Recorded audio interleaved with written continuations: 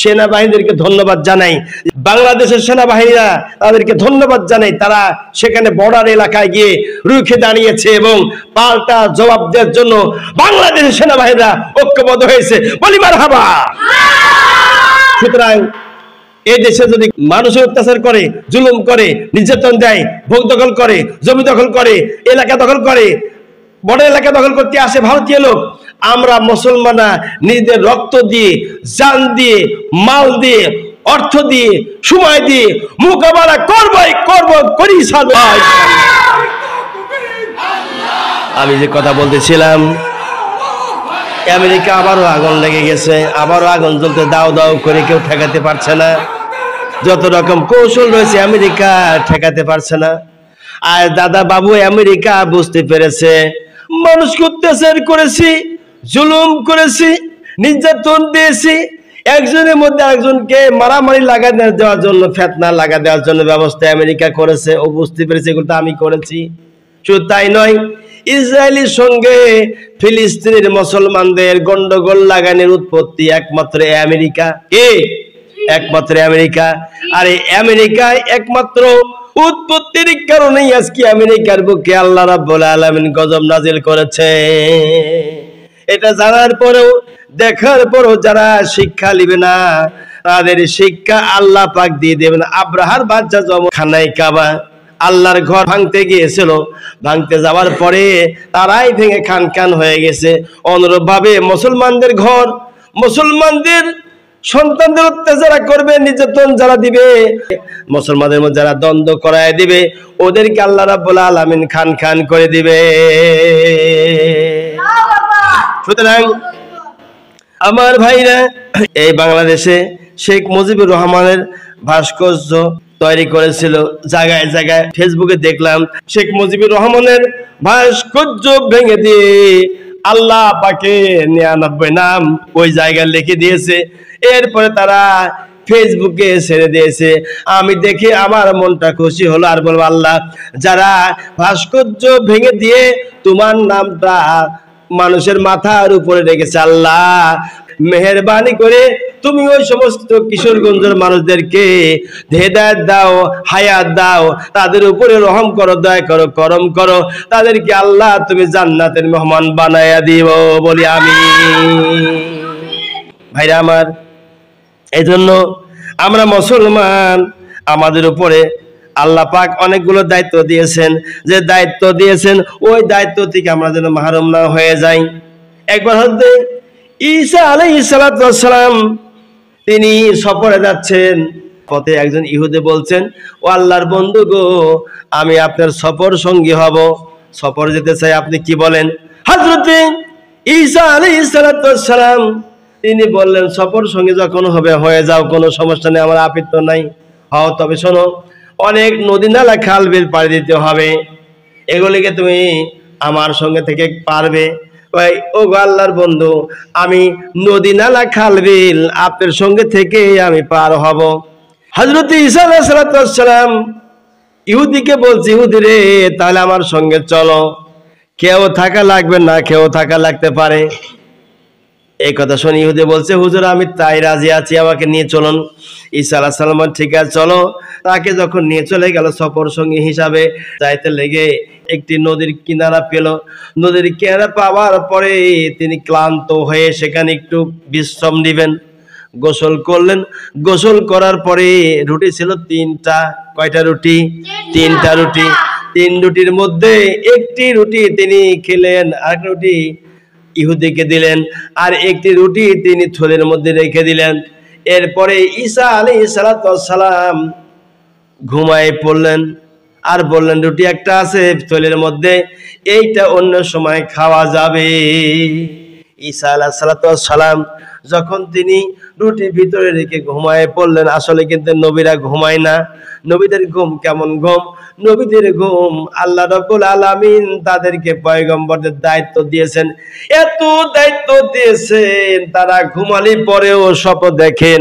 আর এই স্বপ্নটা যা আল্লাহ রাব্বুল আলামিনের এই কোরআনের ভিতরে যা আছে সেটার সাথে স্বভাব আল্লাহ মিল করে দিয়েছেন। তার মানে নবীদের স্বপ্ন হলো ওহী বরাবর। নবীদের স্বপ্ন স্বপ্ন নয়, সেটা হলো ওহী। আপনার মতো স্বপ্ন নয়, এই স্বপ্ন হলো ওহী। সুতরাং হযরতে ঈসা আলাইহিস সালাম তিনি ঘুমিয়ে গেছেন। ইহুদি আবার চিন্তা করলো, হায় হায়, একটি মাত্র রুটি খেয়ে রয়েছি, কি করে সহ্য হবে? সম্ভব নয়। প্রতিদিন আমি 10 থেকে 15টা আমি রুটি খাই, আবার তরকারি পাঁজাখিনি খাই, তাই আমার পেট ভরে না। আর একটা মাত্র রুটি খাই, আমার পেট কি করে ভরবে? ক্ষুধার যন্ত্রণায় হযরত ঈসা আলাইহিস সালাম যে থলির ভিতরে একটি রুটি রেখেছে, ওই রুটিটা বের করে তিনি খেয়েছেন। খাওয়ার পরে বাস উনিও ঘুমানোর ভান করে ঘুষিয়ে আছেন। হযরতে ঈসা আলাইহিস সালাম ঘুম থেকে ফারেক হলেন। হওয়ার পরে এরপর সম্মুখের দিকে আগাইতেছে। আগাইতে গিয়ে বলছে, ওগো ইহুদি, রুটি রাখলাম থলির মধ্যে, রুটি বের করো, দুইজন মিলে খাই।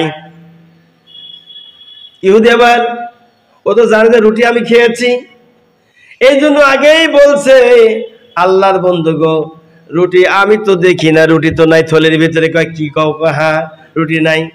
ঈসা আলাইহিস সালাম বলেন, রুটি গেল কোথায়? কয় আল্লাহর কসম করে বলছি, রুটি আমি দেখি নাই। ইহুদি বলে, রুটি আমি দেখি নাই।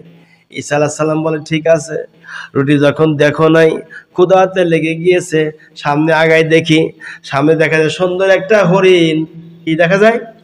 হরিণ। এত সুন্দর হরিণ, যত সুন্দর হরিণ ইহুদি তার জীবনে কোনদিন তাকা দেখি নাই। এত সুন্দর একটা হরিণ দেখতে পেয়েছে। ঈসা আলাইহিস সালাম বলেন, ইহুদি রে, এটা দেখতে পেয়েছো কি? এটাকে হুজুর, এটা হরিণ। ঈসা আলাইহিস সালাম ইহুদিকে জিজ্ঞাসা করলো, ইহুদি রে, এই হরিণের গোশত খাইতে কেমন লাগে বলতো দেখি। ইহুদি বলছে, হুজুর বলেন কি, এই হরিণের গোশত এত টেস্ট লাগবে, না খায় কি করে ছাড়া যায়?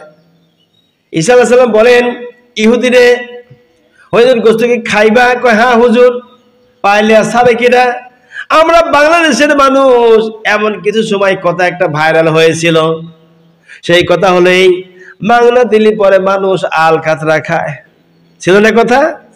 এই কথা ছিল যে মাংনা দিলে পরে লোকের আল কাতরা খায়, এটা কথাটা ভাইরাল আছে এখনো। ঈসা আলাইহিস সালাম বলেন, ইহুদি রে, তুমি কি হরিণের গোশত খাবা? ইহুদি বলে, হুজুর, হরিণের গোশত আমি খাবো, জবাই করে খাওয়াই দেন। ঈসা আলাইহিস সালাম হরিণকে ডাকলো, হরিণ রে আয়, আয়, আল্লাহর হুকুমে আয়। হরিণ চলে আসছে। আসার পর ঈসা আলাইহিস সালাম বলছেন, রে হরিণ, জমিনে শুয়ে পড়। জমিনে শুয়ে পড়েছে। ঈসা আলাইহিস সালাম বিসমিল্লাহ আল্লাহু আকবার বলে হরিণটা জবাই করেছে, চামড়া খুলে আলাদা করে ফেলেছে। হরিণের গোশত কিছু রান্না করে তিনারা দুইজনে খেলেন, আর বাকি গোশত গরিব মিসকিন এতিমদের মাঝে বন্টন করে দিয়েছে। ঈসা আলাইহিস সালাম হরিণের হাড্ডিগুলো এক জায়গায় রেখে দিয়েছে। হরিণের হাড্ডিগুলো, যে হাড়ের সঙ্গে গোশত ছিল, রান্নার পরে গোশতগুলো খেয়েছে, হাড্ডিগুলো এক জায়গায় রেখেছে। রাখার পরে বলছেন, কুম্বি ইজনিল্লাহ, রেগে হরিণ, আমি ঈসা আল্লাহর নবী বলছি, তুই আগের মতো হরিণ হইয়া যা। হযরতে ঈসা আলাইহিস সালাম তখন তিনি আল্লাহর নামের উপরে ছেড়ে দিলেন, যে আল্লাহ, আল্লাহর নামে বলছি রে হরিণ, তুই আগের মতো যেমন ছিল তেমনই হরিণ হয়ে যা। হরিণ এবার আগের মতো হয়ে গিয়েছে, হয়ে আবার আগের মতো হয়ে জমিনে দাঁড়া হয়েছে। সুবহানাল্লাহ। এবার ঈসা আলাইহিস সালামকে বলেন, হুজুর কি করলেন?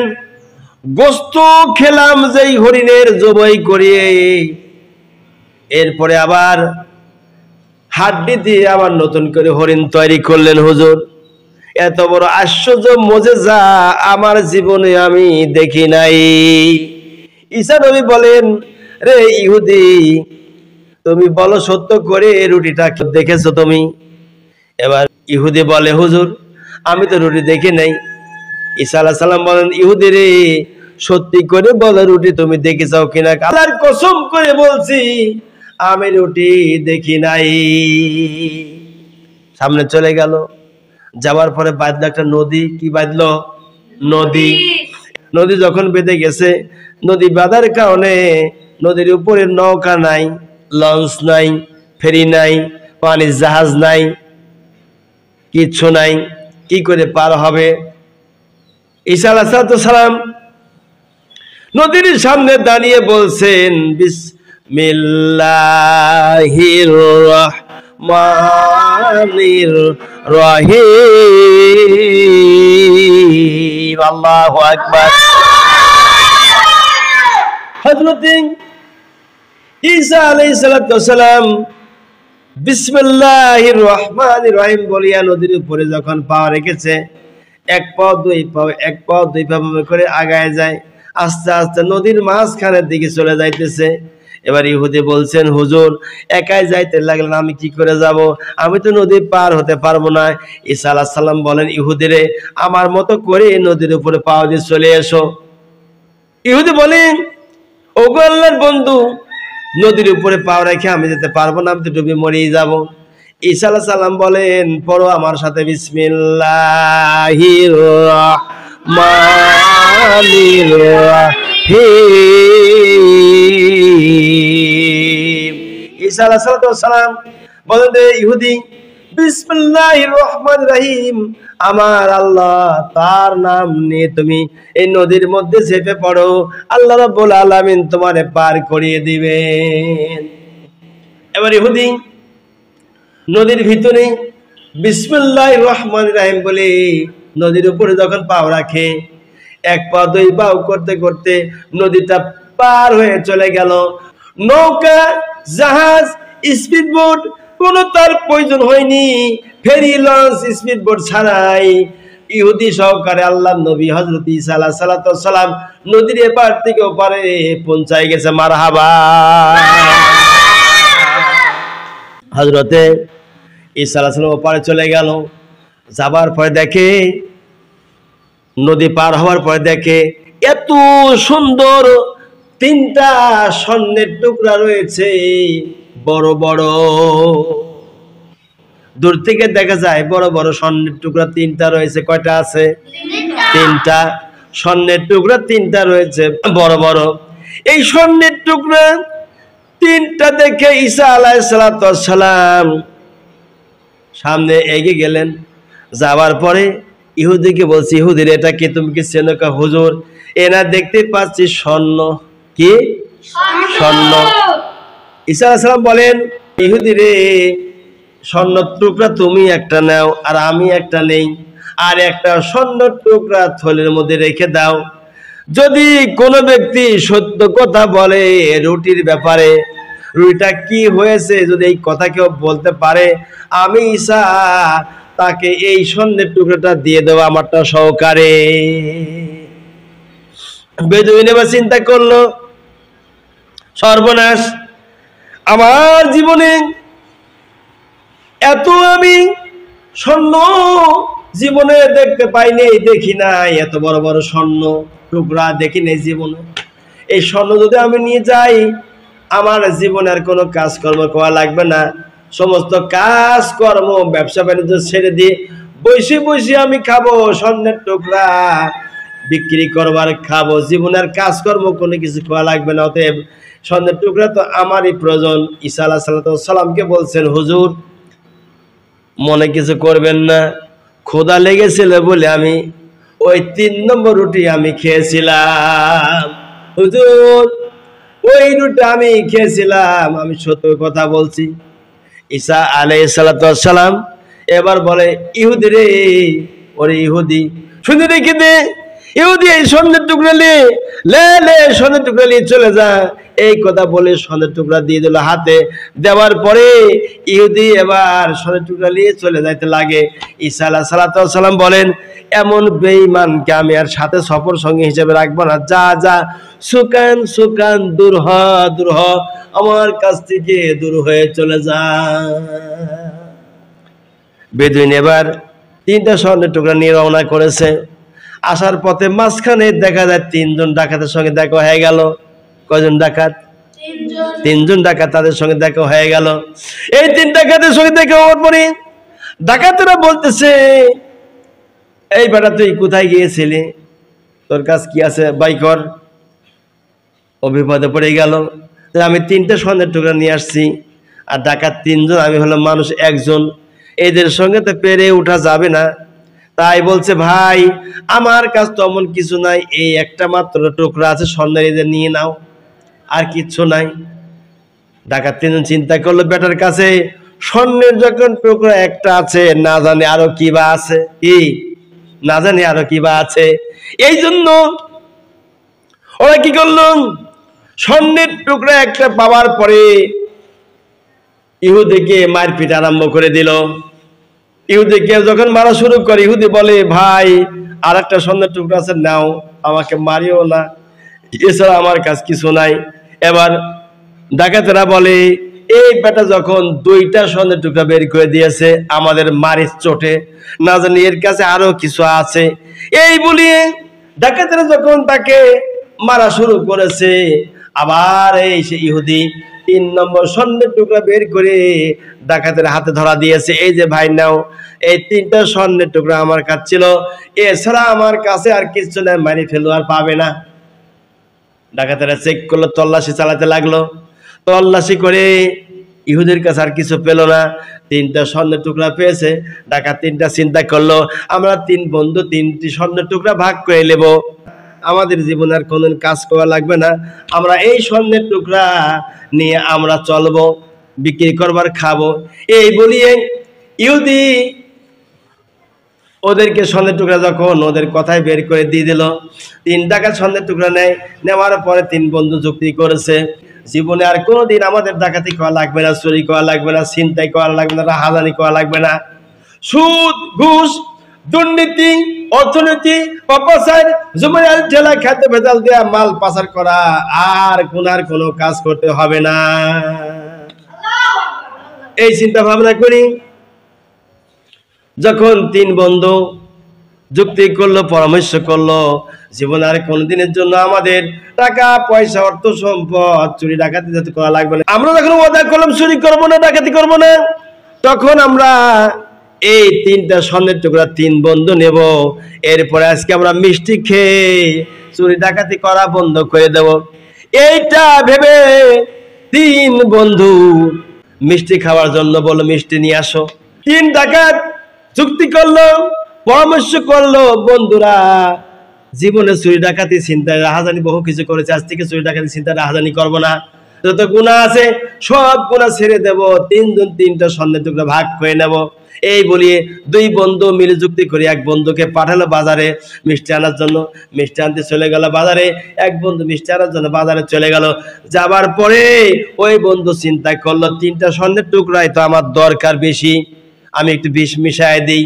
আমার 2 বন্ধু ডাকাত আছে, এই 2টা বন্ধু যদি মারতে পারি তাহলে ওই 2টা স্বর্ণের টুকরা সহকারে আমারটা মিলে 3টা হবে স্বর্ণের টুকরা। এই 3টা স্বর্ণের টুকরা নিয়ে আমি কোটিপতি হয়ে যাব। আর ওই 2 জন যুক্তি করেছে, 1 বন্ধু আর 1 বন্ধুর সাথে যুক্তি করেছে যেন ও যখন আসবে ওকে মারা শুরু করব। যদি কে বন্ধু মারিস কে, মাথা ঠিক নেই, এই জন্য মারতেছি, এই কথা বলে ওকে মারতে মারতে মারিয়ে ফেলবো। যদি মেরে ফেলতে পারি স্বর্ণের যে টুকরা আছে আর একটা, ওইটা আমরা দ্বিখণ্ড করে 2 বন্ধু 1.5 খণ্ড 1.5 খণ্ড অর্থাৎ 1.5 করে স্বর্ণের টুকরা ভাগ করে নেব। দেখেন তো এই অবস্থাটা কি দাঁড়ালো। উভয় 2 জনে 2 রকম যুক্তি করলো, যুক্তি বুদ্ধি করার পরে 2 জনের যুক্তি ঠিক, কিন্তু মাঝখানে কি ঘটে গেল একটা। আমার বন্ধুগণ স্বর্ণের টুকরে 1.5 করে যারা নিতে চায়, একটা 3টাই নিতে চায়। 3 ডাকাতের 1 ডাকাত মিষ্টি আনতে গিয়ে মিষ্টির ভিতরে বিষ মেশা দিয়েছে। এই বিষ মিশা দেওয়ার পরে মিষ্টির প্যাকেট নিয়ে এসে ওদের কাছে রেখে দিল, যে বন্ধু মিষ্টি রাখো। মিষ্টি আবার 2 বন্ধু সামনে রেখে দিল। এবার 2 বন্ধু যে ডাকাত মিষ্টি আনি দিল ওই ডাকাতকে মারা আরম্ভ করলো। বলে ভাই মারো কেন আমাকে, মাথা ঠিক নেই এই জন্য মারতেছি। এই বলে মার শুরু করলো, মারতে মারতে মারি ফেললো, ও তো মরে চলে গেল। আর থাকলো 2 বন্ধু ডাকাত। 2 ডাকাত এবার চিন্তা করলো বন্ধুরে জীবনের মতো আমরা মিষ্টি খেয়ে নেই, আর এই স্বর্ণ 1.5 করে ভাগ এক এক বন্ধু আমরা নিয়ে নেব। এই বলিয়ে দুই বন্ধু এবার কেবল মাত্র মিষ্টিটা মুখে দিয়েছে, দুইজনেই মুখে দিয়েছে, খেয়েছে। ভিতরে যখন চলে গেছে সঙ্গে সঙ্গে বিষের জ্বালা শুরু হয়ে গেছে। বিষের জ্বালা শুরু হয়ে যাওয়ার পরে এক বন্ধু আর এক বন্ধু কাছে, বন্ধু রে এর মধ্যে বিষ ছিল। তাই তো হ্যাঁ। দুই বন্ধু জমির উপর লুটি পড়ে মারা গেল। তিন বন্ধু তিনটাই মারা গেল। আর ইহুদি সেখান থেকে ভেগে গেল শেষ পর্যন্ত জান নিয়ে। ইহুদিও চলে গেল, তিনটা বন্ধু লোভে পড়ে মারা গেল। স্বর্ণের জায়গা স্বর্ণে পড়ে গেল। লোভী মানুষদের অবস্থা এমনই তো হয়, দুনিয়ার যারা লোভ করেছে তাদের অবস্থা এরকমই হয়। সেজন্যই বলি পৃথিবী আমার আসল ঠিকানা নয়, পৃথিবী আমার আসল ঠিকানা নয়। মরণ একদিন মুছিয়ে দেবে সকল রঙিল পরিচয়, মরণ একদিন মুছিয়ে দেবে সকল রঙিল পরিচয়। পৃথিবী আমার আসল ঠিকানা নয়, পৃথিবী আমার আসল ঠিকানা নয়। ও ভাই, দুনিয়াটা আমাদের আসল ঠিকানা নয়, আসল ঠিকানা হলো আখেরাত। মূল ঠিকানা আখেরাত, মূল ঠিকানা ছাড়া আর কোনো কিছু নাই। মুসা আলাইহিস সালাম একটি ঘটনা বলি, আমি আলোচনা শেষ করব। মুসা আলাইহিস সালাম একবার ভাবলেন যেন এই আসমান জমিন যিনি বানিয়েছেন তিনি হলেন আল্লাহ। তিনি কে? আল্লাহ। আসমান আর জমিন যিনি বানিয়েছেন তিনি হলেন আল্লাহ। আল্লাহ রাব্বুল আলামিন তিনি জানিয়েছেন এই দুনিয়া আমি আল্লাহ বানাইছি, শুধু বানাই ক্ষান্ত হই নাই, এদের রিজিকের ব্যবস্থা আমি আল্লাহ আমার কুদরতি হাতে করে দিই। সেই জন্যই মুসা আলাইহিস সালাম ভাবলেন, হাদিসের রাবি হযরত আবু হুরায়রা রাদিয়াল্লাহু তাআলা আনহু থেকে হাদিসখানি রাওয়াত তিনি বর্ণনা করেছেন যেন মুসা আলাইহিস সালাম দিনের পয়গম্বর একদিন কল্পনা করলেন আল্লাহ রাব্বুল আলামিন কি ঘুমান না, আল্লাহকে ঘুমান না। এই দুনিয়া কিভাবে আল্লাহ পাক নিয়ন্ত্রণ রেখেছেন কল্পনা হলো, ভিতরে বলি নাই। আল্লাহ রাব্বুল আলামিন বিষয়টা বুঝতে পেরেছেন। কেননা ওমাকার আল্লাহ আল্লাহু খায়রুল মাকিরিন, অন্তরের খবর কে জানেন? আল্লাহ জানেন। অন্তরের খবর কে জানেন? অন্তরের খবর জানেন আল্লাহ। আল্লাহ রাব্বুল আলামিন অন্তর্যামী, মনের খবর মনের ব্যথা যিনি জানেন তিনি হলেন আল্লাহ। আল্লাহ আল্লাহ আল্লাহ আল্লাহ জানেন। হযরতে মুসা আলাইহিস সালাম কল্পনা করেছেন আল্লাহ রাব্বুল আলামিন ফেরেশতা পাঠা দিয়েছেন। ফেরেশতা এসে বলছেন দিনের পয়গম্বর মুসা আলাইহিস সালাম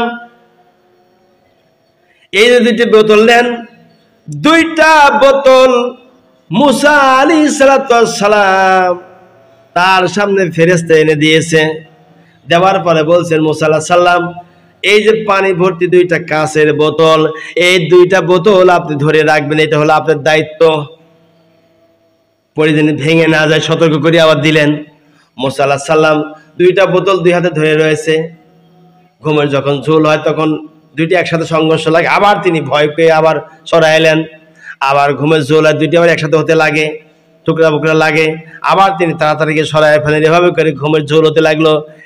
এক পর্যায়ে মুসা আলাইহিস সালামের চোখে এত ঘুম ধরেছে, ঘুমের কারণে মুসা নবীর হাত থেকে বোতলটা দুইটা একসাথে সংঘর্ষ হলে গিয়ে ভেঙে খান খান হয়ে গেল। মুসা আলাইহিস সালাম যখন দেখলেন যে বোতলটা ভেঙে খান খান হয়ে গিয়েছে, হাই হাই কি হবে এখন? আল্লাহ রাব্বুল আলামিন ফেরেশতা আবার পাঠা দিয়েছেন, ফেরেশতা যায় বলো। আল্লাহর নির্দেশ অনুযায়ী ফেরেশতা চলে আসছে, এসে বলছেন ওগো দিনের পয়গম্বর মুসা আলাইহিস সালাম বোতল ভেঙে গেল কিভাবে? গো ফেরেশতা বোতল এই জন্যই ভেঙেছে, আমার ঘুম ধরেছিল, ঘুমের কারণে একবার নয় দুইবার নয় বেশ কয়েকবার দুইটা বোতল একসাথে হয়েছে, আমি তাড়াতাড়ি সরা নিয়েছি। শেষবারের মতো এত ক্লান্ত হয়ে গেছি, এই ক্লান্তর কারণে দুইটা বোতল একসাথে সংঘর্ষ লেগে গিয়ে ভেঙে খান খান হয়ে গেছে। ফেরেশতা বলেন দিনের পয়গম্বর মুসা কালিমুল্লাহ, আল্লাহ রাব্বুল আলামিন যদি ঘুমাতেন এই দুনিয়াকে চালাবে। আমার আল্লাহ ঘুমান না, আমার আল্লাহ ঘুমান না, ঘুমের দরকার হয় না, তিনি স্রষ্টা, সারা দুনিয়া মাখলুকাত আল্লাহ রাব্বুল আলামিন তৈরি করেছেন। যিনি মাখলুকাত তৈরি করেছেন, মানুষ বানিয়েছেন, আহারও তাদের দিয়েছেন। শুধু মানুষ বানাই নাই, যে রব্বুল আলামিন মানুষ বানিয়েছেন, এই পৃথিবীটা তিনি সৃষ্টি শুধু করেন নাই, এই পৃথিবীর সৃষ্টির লালন পালনের দায়িত্ব আমার আল্লাহ রাব্বুল আলামিন তিনি নিয়েছেন। মারহাবা। এখানে প্রশ্ন হতে পারে, মুসা নবী হইয়া আল্লাহকে ঘুমান না, এরকম প্রশ্ন কেন করলেন? এই জন্য তিনি করেছেন, আল্লাহ রাব্বুল আলামিন এই পৃথিবী তৈরি করেছেন, আর যদি এই পৃথিবীটা আল্লাহ রাব্বুল আলামিন পরিচালনা করেছেন, সুতরাং আল্লাহকে ঘুমান না, এটা বলার কারণ ছিল এইটাই যে আমার আল্লাহ রাব্বুল আলামিন এই দুনিয়াতে মুসা আলাইহিস সালাতু ওয়াস সালামকে আল্লাহ পাক নবী পাঠিয়ে দিয়েছেন। এরকম লক্ষ লক্ষ কোটি কোটি মানুষ বানাইছে আল্লাহ দুনিয়াতে। পয়গম্বর 1 লক্ষর উপরে কিছু পাঠিয়েছেন আল্লাহ পাক দুনিয়াতে, আর কিছু পয়গম্বরের কথাই কোরআনে পাওয়া যায়। সব নবীর নাম কোরআনের মধ্যে আসি নাই, সব নবীর নাম কোরআনে নাই। কিছু কিছু বিশেষ বিশেষ নবী, বিশেষ নবী, যেই নবী সম্মানিত ব্যক্তি যারা সবচেয়ে বড় বড় নবী, বিশেষ কিছু নবীর নামে কোরআনে আছে। আর সব নবীর নাম আল্লাহ রাব্বুল আলামিন কোরআনে কোট করি নাই। হযরত মুসা আলাইহিস সালাতু ওয়াস সালাম এই জন্যই মনের ভিতরে কল্পনা করেছিলেন যেন তার মনটা, তার ঈমানটা আরো মজবুত হয়। সেই জন্য আল্লাহকে এই কথা বলেছিলেন মনে মনে যে আমি আমার আল্লাহর সৃষ্টি নবী, আমার আল্লাহ কি ঘুমান না। আমার ভাইরা, এখানে আরেকটা কথা আছে, সেটা হলো এই, আল্লাহ রাব্বুল আলামিন তিনি দুর্বল নাই, তিনি হলো সবল। আল্লাহর বলের কাছে দুনিয়াটা দুর্বল।